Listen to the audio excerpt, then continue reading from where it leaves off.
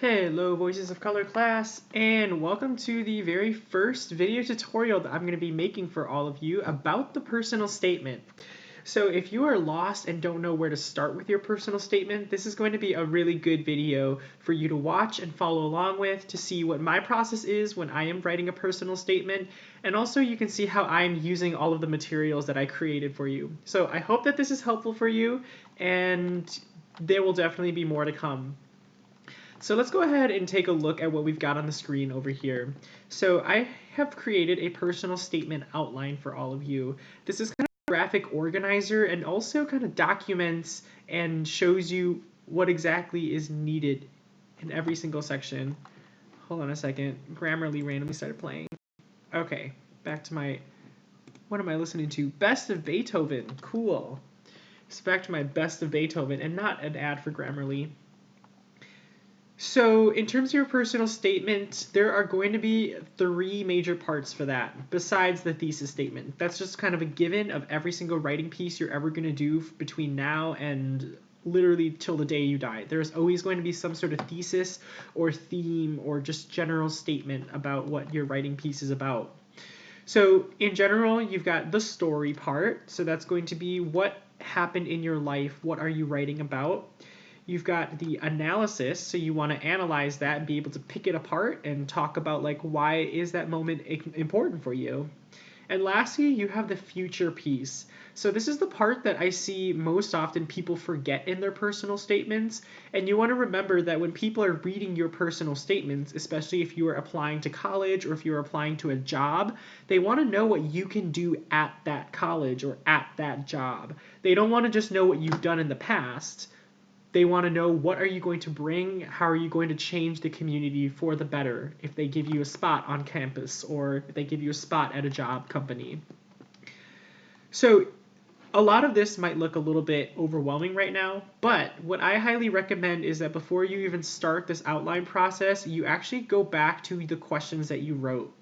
Something I did for each of these boxes that you see right here is I actually linked it to a question on the sheet that you filled out over the weekend or that you filled out at whatever time.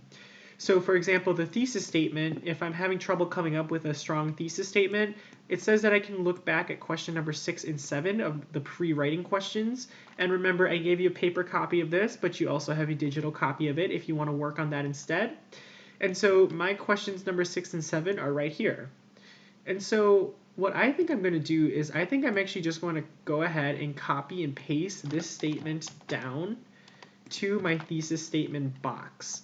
Because again, your thesis statement is kind of the main idea of what you're writing about. So in general, I think the story that I'm trying to tell is about how like there are no winners when it comes to oppression. Even if it seems like you're coming out on top, you're really not. That's kind of like the general idea for it. I'm not going to worry too much about the wording of this yet. I want to come back to it later. For right now, I just want to get all my ideas down on the page and then I can work on the wording later. So coming up next, I have the context. So your personal experience with oppression. And I have linked that to question number 2 on the pre-writing questions. So let's take a look at what I wrote for that. So let's see. Growing up Hmong, I feel like I was always in a limbo of being oppressed, being an oppressor, and also being a bystander. It's pretty commonly known these days that Asian people, which is a problematic grouping as it is, are seen as a model minority, meaning I had certain social privileges that other people of color in America don't have. For example, people never assume that I'm going to be aggressive or dangerous simply because of how I look. So I could always walk that line of being the smart model minority that society wanted me to be, but I could also be on the other side and relate to my other POC friends, POC standing for people of color. I kind of like what I wrote there, so I'm going to copy and paste this down. And again, I'm not going to worry too much about the wording yet. I'm going to come back to that later. The one thing I'm probably going to change is this POC. In a personal statement, you don't want to use too many acronyms unless you describe what those acronyms are. And so I think it's easier for me just to say people, or I can even just say like my other friends of color as well. And that gives a pretty good context to my situation, because I want to talk about how, like, being a model minority, yes, it gave me certain social privileges, but at the same time, I wasn't necessarily winning the oppression game, even though, like, from an outside perspective, it might have looked like I was winning. So really my goal was to kind of break that down for my reader. So details, be specific with what you said and what you did. What did I say? So, sorry, let me go back down. So that's question number 3 on the pre-writing. So what did I say on question number 3?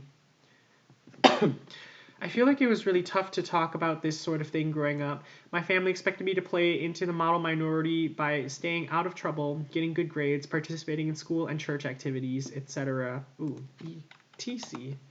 But I never felt like I quite fit in whenever I tried to assimilate into mainstream culture.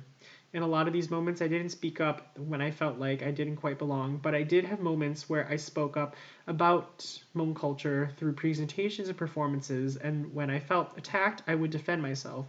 But it really wasn't until college when I had the language and confidence to speak up against injustice. So, just reading this back to myself, notice that I'm reading all of my words out loud, which is something I recommend you do as well, because it allows you to actually hear your words and to really decide if you like how they sound or not. And it also lets you catch some of like those smaller grammar mistakes here and there. Something I'm going to do is I'm going to copy and paste this down there, but I think I'm going to do some editing on it because I don't like all of it in there. For example, this first sentence, I don't really like that one. I feel like it's already been established that it's hard to talk about oppression. Nobody likes to talk about oppression, so I don't really need to mention that part in there. But what I do like is this part where it goes into like my family and expectations and things. So my family expected me to play into the model minority by staying out of trouble, getting good grades, participating in school and church, activities, etc. I'm going to change that etc.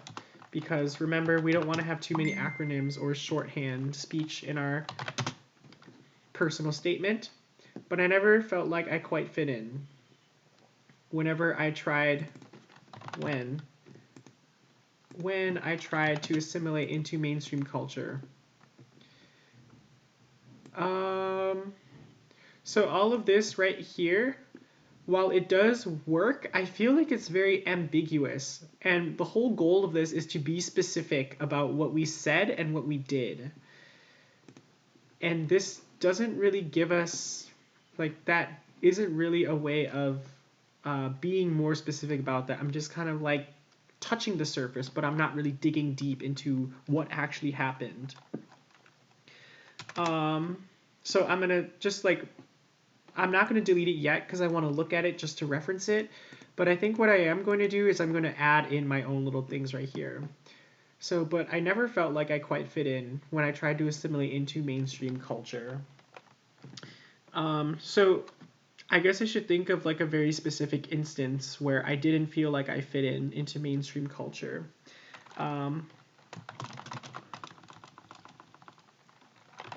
For example, I took honors and AP classes because I wanted to increase my chances of getting into a good college with good scholarships, comma, but I often found myself drowning in work that I wasn't passionate about. Sorry about like the noises. I'm a little bit sick right now, so please bear with me, and I'm hoping my voice holds out for the entire video. So, but I often found myself drowning in work that I wasn't passionate about. Okay. Now, what was that work? I guess I could talk about my AP history class because I hated that class with a passion. And honestly, I should not have taken that class. I also should not have paid like the $200 to take the test because I hated the class. I like did well in the class because I worked hard and I did all the extra credit to like make up for my bad test grades. but also I just did not care about AP History that much. So why don't I talk about AP History?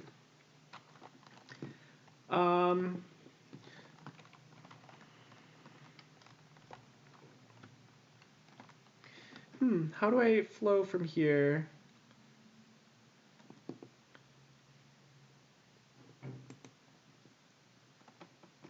I guess I could say I often found myself drowning in work that I wasn't passionate about, such as AP History. That class was my least favorite class in high school, but I signed up because of peer pressure and because I wanted to buy into the model minority myth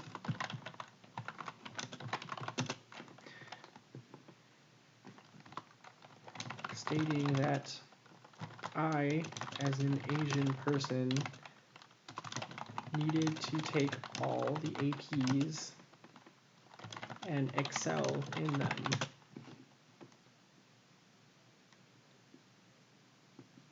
Cool. You know what? I'm just going to erase this. I don't think I need that anymore. I think this is going to try to tell me that I need commas there.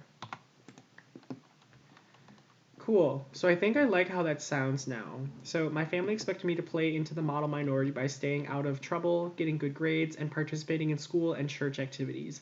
But I never felt like I quite fit in when I tried to assimilate into mainstream culture. For example, I took honors in AP classes because I wanted to increase my chances of getting into a good college with good scholarships, but I often found myself drowning in work that I wasn't passionate about, such as AP history. That class was my least favorite class in high school, but I signed up because of peer pressure and because I wanted to buy into the model minority myth, stating that I, as an Asian person, needed to take all the APs and excel in them. Awesome. So now I'm in a good spot to talk about the effect, and there is no question that directly ties to, but I can talk about the effects of AP history like all day plus a week. So what were the effects of me taking AP history? Well, my mental health dwindled for sure.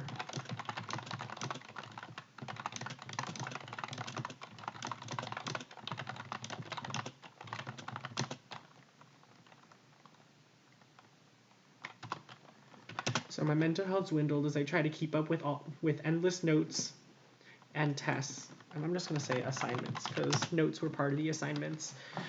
As I try to keep up with the endless assignments and tests. Let's see, what else?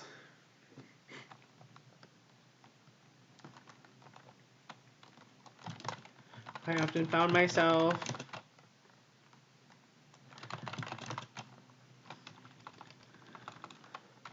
staying up well past midnight to finish AP history notes.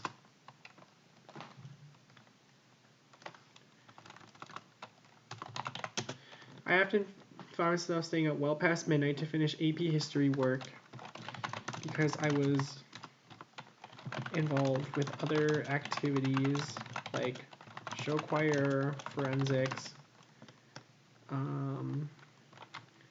like I'll just say show choir and forensics.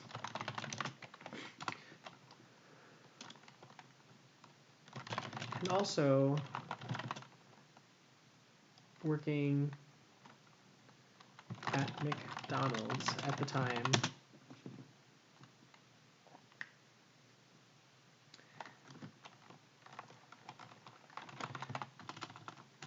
Therefore, me buying into the model minority myth, despite all the privileges it granted me, actually hurt me in the long run, physically, mentally, and emotionally.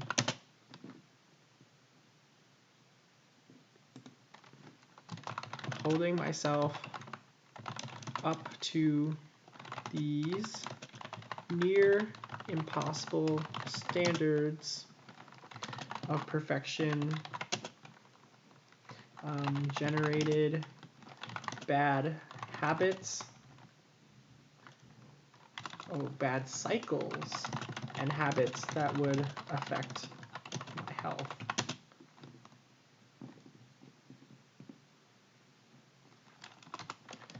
All because I want to seem like the quote dumb Asian. Cool. All right, I think I'm gonna keep my answer like that for now. And again, we can come back to it later. So now it's the analysis part. So what did we learn from the situation? And this one is related to question number 5 on the pre-writing sheet. So let's go take a look at my question number 5. So I've learned, in the words of Elphaba from Wicked, that everyone deserves a chance to fly. To me, this means whatever someone's identities are, they should be able to feel comfortable in their own skin as long as it isn't negatively affecting the people around them. These days I try not to be judgmental towards anybody because I know everybody is in a different situation or comfort level with their identities. Someone who is proud about their identities isn't necessarily better or worse than someone who is shy. They're just different and maybe express their identities differently. All right, I think I like maybe half of this. Yeah, I think I like that part right there. So I'm going to copy and paste that down and we'll do some like kind of editing things to shape it. So I've learned, in the words, I don't think I need to say I've learned, that sounds cheesy. I'm just going to start with, in the words of Elphaba from Wicked,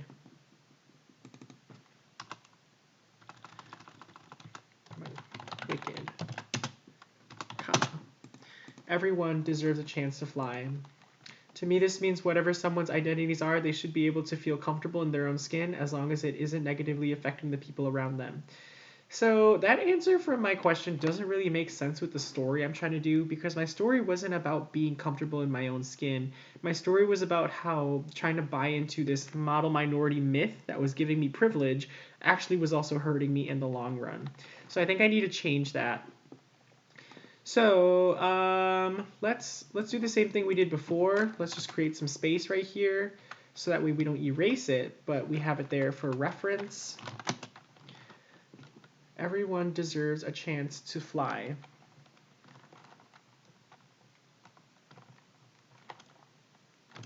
Some of us fly in AP history, and some others may fly in speech competitions, because I was actually pretty good at forensics in high school. To hold people up to standards based on stereotypes is extremely harmful to them and their growth, and how they interact in society. Because for me, it totally affected how I interacted in society and social settings. Because I definitely felt like I had to be like this smart person all the time. And I also felt like I couldn't hang out with certain people because like I didn't want to be associated with unsmart people, which is a really dumb thing to do. And I mean, I wasn't snooty about it, but it was definitely a thing at my high school where there were definitely cliques, and I definitely was part of like the smart people clique. Even though I did have friends kind of everywhere, people did associate me with like the smart people.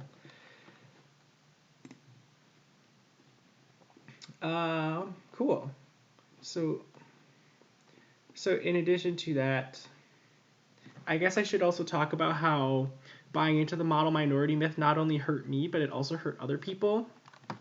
So additionally, buying into stereotypes, even when they may benefit us, actually hurts others with similar identities. Because I chose to buy into the model minority myth, I was unintentionally setting future generations of Asian students up for similarly impossible standards and in a sense telling them that these standards were just the norm for students who looked like us. Oh, ooh, that's juicy right there. That is juicy. So because I chose to buy into the model minority myth, I was unintentionally setting future generations of Asian students up for similarly impossible standards and, in a sense, telling them that these standards were just the norm for students who look like us. Ooh, you know what? I'm going to be like really artistic here. I was hurt. I hurt others. And I watched myself hurt others. Boom. That's artsy. I'm gonna have to like put that on a poster somewhere. So this next question, why does it matter and how has it shaped you? So again, this isn't one that is directly attached to the questions that you filled out because it's going to be based on what you just answered right here. So so like why does this experience matter to me? Well, to me it matters a lot because it changes the way that I think about the way I think about myself as a learner and as a student, because for such a long time I tried to fit the traditional mold of a student when that was actually really hurtful to me. And I know myself a lot better as a learner now. I know that I don't learn super well from these like kind of traditional educational models, and I need to kind of just do things my own way. But it took me a really long time to figure that out. So I think I'm going to write about that right here. So how has it shaped you? Ooh, I need to make sure I'm in purple. Ooh, where's my text color? There it is. So all learners are different.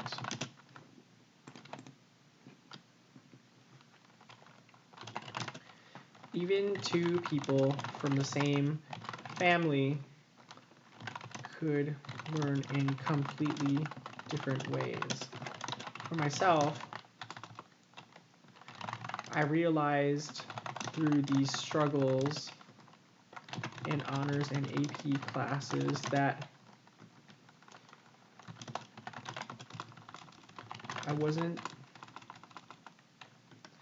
I didn't learn well from just reading textbooks and taking notes. I actually learned super well from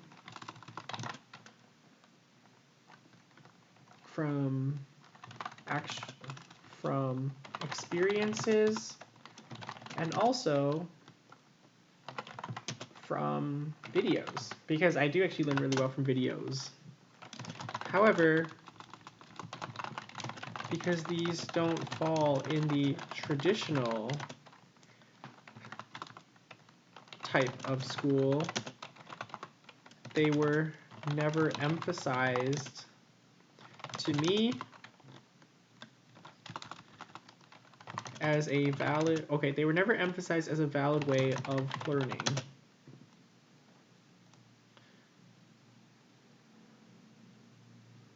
Cool. So that actually ties really closely with like the next question about the moving forward. How will you act moving forward? And you could look back at question number 5 on your pre-writing sheet, but I'm feeling kind of inspired by what I already have going on right now. So I kind of want to like carry on that and just see what I can do using what I've already written up here. So moving forward, I guess as a teacher, what this means to me is that like trying to hold any student up to a certain like model standard is really just kind of useless, because if I try to get everyone to learn the same way, I'm not really helping people. Like I really should be helping people to figure out how they learn, how they personally learn, and giving them all the tools that they need to figure out how they personally learn. So that way in the future, when they come across a new problem or they're trying to learn something new, they know how they learn and they know what they need to do in order to learn that new thing. So how will you act moving forward? As a teacher, my experiences living the model minority inform my practice. I try to avoid holding students up to a specific style of learning, because I know that all learners have their unique way of learning. Instead, my role as a teacher is to equip students with all the resources they need to best actualize their own learning styles.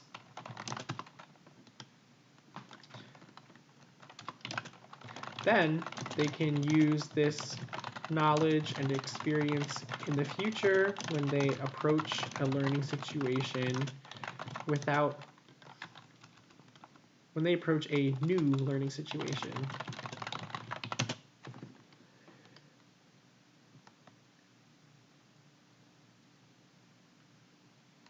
Cool. So after this, there is going to be some sort of conclusion. And the conclusion is going to tie just back in with like what we kind of stated at the beginning of this. However, I want to wait to talk about conclusions because conclusions of personal statements are potentially one of the most important parts. So I actually want to devote some specific time just to conclusions. And this is where I'm going to leave the video for now. I apologize if the video is a little bit long. Most of it was just me thinking, but I also think that that's good, that you see me struggling to come up with words or struggling to figure out what I need to say. And also, just think about like how much of this I actually wrote and how much of it I just copy and pasted from my question sheet. So that's another reason why the doing your pre-writing is so important, is so that way you can just kind of copy and paste your ideas. So if you have any questions, for sure, let me know, either in the Google Classroom, comment on this video, or also just let me know in class. Anything works. And I will catch you next time in the next video.